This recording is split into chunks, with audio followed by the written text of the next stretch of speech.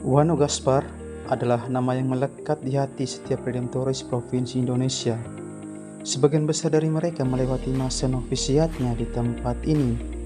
Wano Gaspar dikenal luas sebagai tempat tinggal para patri redemptoris, juga sebagai tempat para calon digembleng selama setahun rohani sebelum mengenyam pendidikan filsafat dan teologi di Yogyakarta. Setiap angkatan, setiap generasi pasti punya kenangan di Wano Gaspar. Wano dalam bahasa Sumba berarti kampung, sementara Gaspar adalah nama seorang beato redemptoris. Wano Gaspar secara sederhana diartikan sebagai Kampung Gaspar.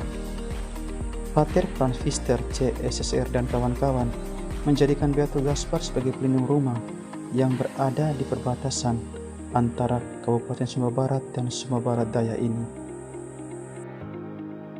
Gaspar Stangasinger lahir pada tanggal 12 Januari 1871 di Berchtesgaden, Bavaria, di sebelah tenggara Jerman dekat perbatasan dengan Austria. Tanah kelahiran Gaspar berada di ketinggian dan masih berbagi keindahan pegunungan Alpen dengan Austria, Swiss, dan Italia. Karenanya, Berchtesgaden kini menjadi satu dari 16 taman nasional yang ada di Jerman. Gaspar lahir seminggu sebelum proklamasi berdirinya Kekaisaran Jerman 18 Januari 1871. Bavaria juga kemudian masuk ke dalam wilayah Kekaisaran Jerman setelah kemenangan atas Prancis dalam Perang Prusia-Prancis. Gaspar Stangasinger dibaptis pada hari kelahirannya. Ayahnya bernama Kaspar Stangasinger dan ibunya Crescentia Hamburger. Ia lahir dalam sebuah keluarga yang kemudian menjadi keluarga besar sebagai anak kedua dari 16 bersaudara. Ayahnya adalah seorang petani sukses, tetapi juga pemilik tambang batu, sehingga ia termasuk orang terpandang di sana. Sejak kecil, Gaspar sudah mempunyai niat yang besar untuk menjadi imam. Ia sering mengumpulkan saudara dan teman-temannya untuk mendengarkan khotbah-khotbah pendek yang didengarnya di gereja terdekat. Setelah selesai pendidikan dasar di tanah kelahirannya, pada usia 10 tahun, Gaspar melanjutkan pendidikannya setara SMA di Freising yang berjarak hampir 200 km dari rumahnya. Pada tahun 1887, ia mengikrarkan kaul privat kemurnian untuk pribadinya sendiri. Setahun sebelum selesai pendidikan lanjutan ini, Gaspar jatuh sakit parah. Tetapi ia kemudian selamat dan menyerahkan seluruh kesehatan dan keselamatannya kepada hati kudus Yesus. Ia kemudian masuk ke seminari diosesan di Keuskupan Agung Munich Freising pada tahun 1890. Pada tahun itu juga Gaspar mengunjungi Vienna dan Innsbruck di Austria dan beberapa kota lain seperti Munich dan Salzburg. Pada masa itu, terjadi pembaruan besar di Keuskupan Bavaria secara khusus untuk mengembangkan sistem pendidikan Katolik di sekolah-sekolah dan seminari, termasuk pengenalan adorasi abadi kepada sakramen Maha Kudus. Pada masa ini, Gaspar membaca tulisan Alfonsus, karya Clemens of Bauer, serta mulai berkenalan dengan para redemptoris yang sangat kental dengan konotasi misi dalam karya misi umat. Pada masa itu, kongregasi redemptoris mulai tersebar di banyak wilayah di Eropa. Dari Austria, para redemptoris masuk secara resmi di Jerman pada tanggal 14 April 1841. Pada masa pendidikan di seminari, Gaspar juga mengalami kesulitan. Ia pernah diberi ultimatum oleh ayahnya untuk menyelesaikan studi itu atau kembali ke Berchtesgaden untuk mencari pekerjaan lain. Semua tantangan yang menghadang dapat dilalui oleh Gaspar. Pada tahun 1892, ia selesai dari pendidikan di seminari dan menerima tonsur, semacam ritus pengangkatan menjadi klerus, dan siap untuk masuk ke dalam pendidikan di kongregasi religius. Pada musim panas 1892, dalam kesempatan Siara Maria di sebuah gereja redemptoris, ia mendengar panggilan untuk bergabung dalam kongregasi yang didirikan oleh Alfonsus de Liguori ini. Alfonsus dan spiritualitasnya telah mendampingi Gaspar selama beberapa tahun terakhir di seminari. Setelah meyakinkan sang ayah dan keluarga yang tidak sepenuhnya setuju akan pilihannya, Gaspar masuk ke postulat redemptoris di Nuremberg, Austria, dekat perbatasan dengan Jerman pada tanggal 6 Oktober 1892. Ia berusia 21 tahun. Pada tahun berikutnya, 1893, Gaspar masuk ke novisiat di Gardes am Inn dan mengucapkan kaul pertamanya di sana. Saat itu para Redentoris mendapat tekanan politis dari Kekaisaran Jerman. Makanya, Gaspar harus melanjutkan studi teologinya di Nuremberg sampai tahun 1894. Ini menjadi salah satu alasan keengganan ayahnya untuk membiarkan Gaspar bergabung dengan Redentoris, selain dari alasan bahwa kalau menjadi imam diosesan, ia bisa mensupport keluarganya. Ia serius menekuni jalan panggilannya dan dikenal baik karena memiliki program hidup yang teratur. Kata-katanya yang telah diingatnya selalu adalah, "Saya bisa, saya mau, dan saya harus hidup suci, menjadi santo." Ia dikenal oleh teman-teman dan para konfraternya sebagai biarawan yang tenang, setia, tetapi juga periang. Gaspar ditabiskan menjadi imam pada tanggal 16 Juni 1895 di Regensburg, di sebelah timur Bavaria.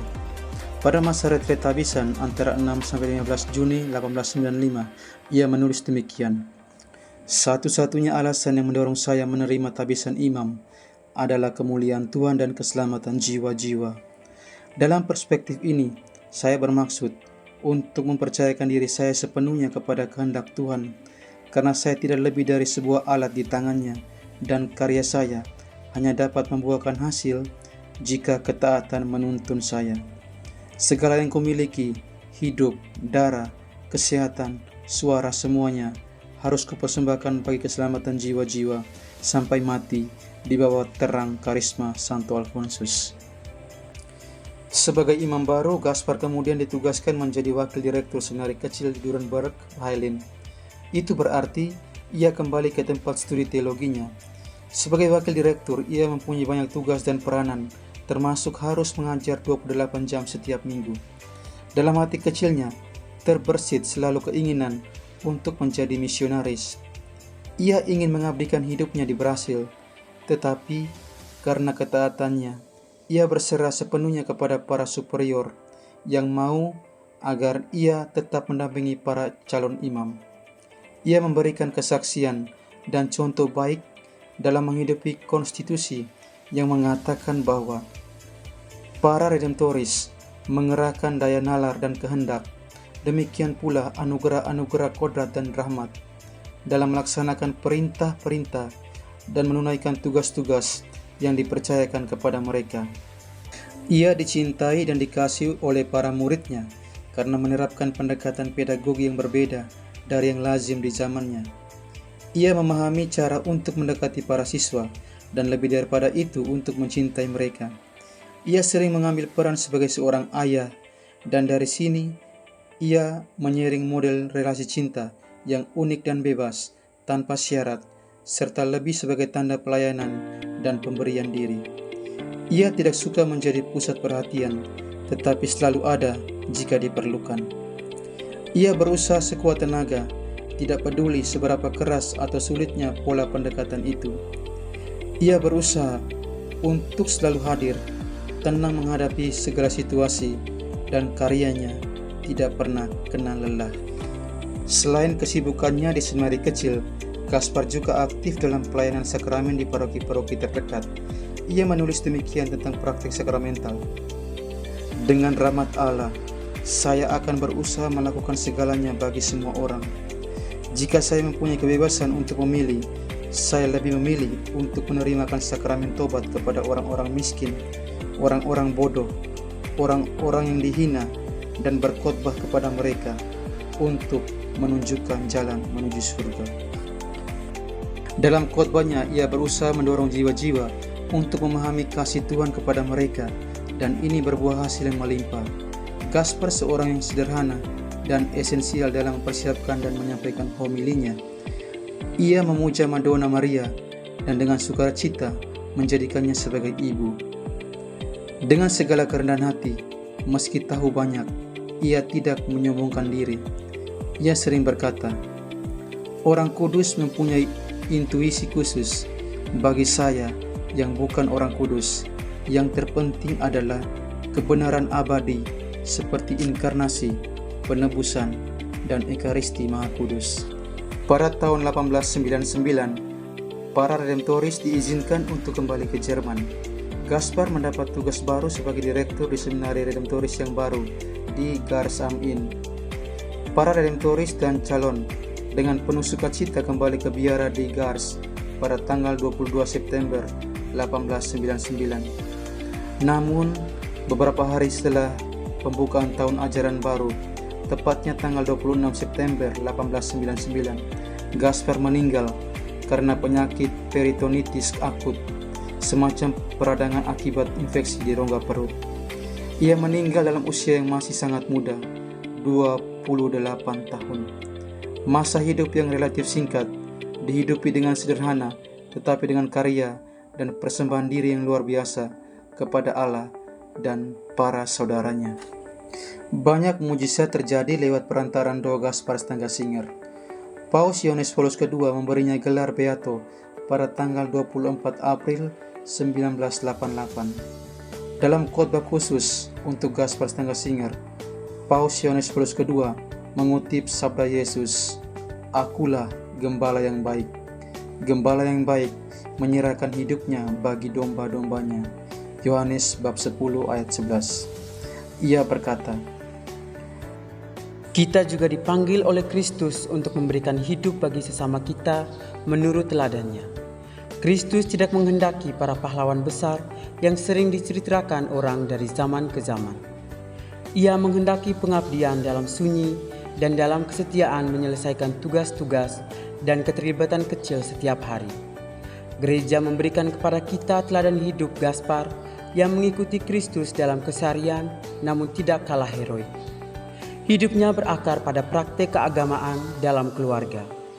Ia merasakan panggilan Tuhan untuk menjadi imam dan merasa sungguh terarah pada rencananya.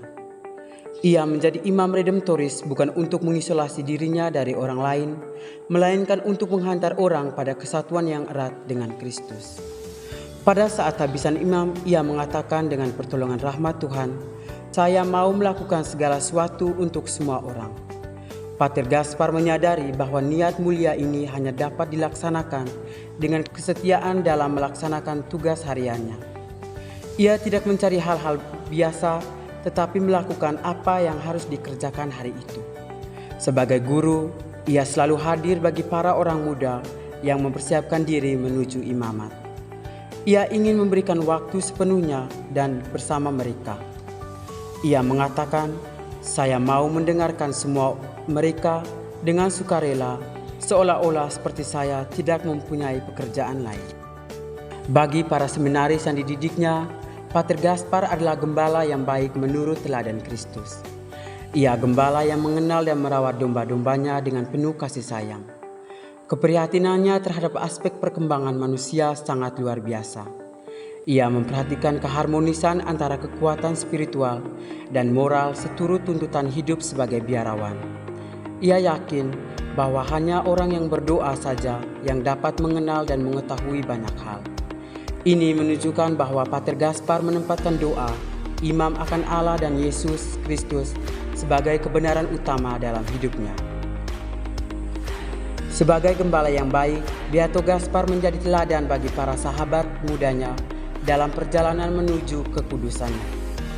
Ia hidup tanpa kepalsuan dan model hidup seperti itulah yang ia bagikan untuk diteladani. Dengan tegas, ia menempatkan Allah sebagai pusat hidup dan karyanya. Ia ingin menjadi milik Allah sepenuhnya dan melakukan kehendaknya dalam segala hal, juga dalam hal-hal kecil dan sederhana. Dengan kesadaran akan kewajibannya sehari-hari, Pater Gaspar menunjukkan kepada kita jalan yang harus kita ikuti. Jalan kekudusan dalam meneladani Kristus dalam kehidupan sehari-hari. Kecintaannya yang besar terhadap generasi muda harus menjadi teladan dan contoh bagi para imam, orang tua, dan para pendidik. Beato Pater Gaspar, doakanlah kaum muda di zaman ini dan tuntunlah mereka pada Kristus.